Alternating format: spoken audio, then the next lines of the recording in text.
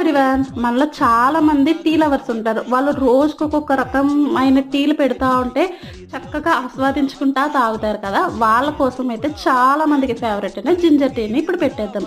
Stove వెలిగించుకొని గిన్నె పెట్టుకొని కొంచెం వాటర్ వేసుకొని అందులో మనం ఏ టీ పౌడర్ యూజ్ చేస్తున్నామో అదైతే వేసుకోండి. తర్వాత కచ్చా పచ్చాగా దంచుకున్న అల్లాన్ని వేసుకొని తర్వాత ఒక గ్లాస్ పాలను వేసుకొని బాగా మరిగించుకోవాలనమాట. ఇలా మరుగుతున్నప్పుడు కొంచెం ఇలాచీ పౌడర్‌ని వేయండి.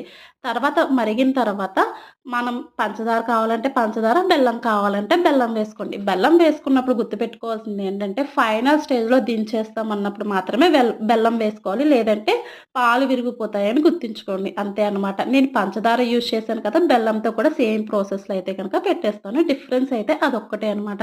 ఎప్పుడైనా గొంతులో చికాకుగా ఉన్నప్పుడు ఇలా జింజర్ టీ కానీ, మిరియాల టీ కానీ, సొంఠి టీ కానీ తాగితే చాలా బావుంటది. ఇంతేనండి జింజర్ టీ.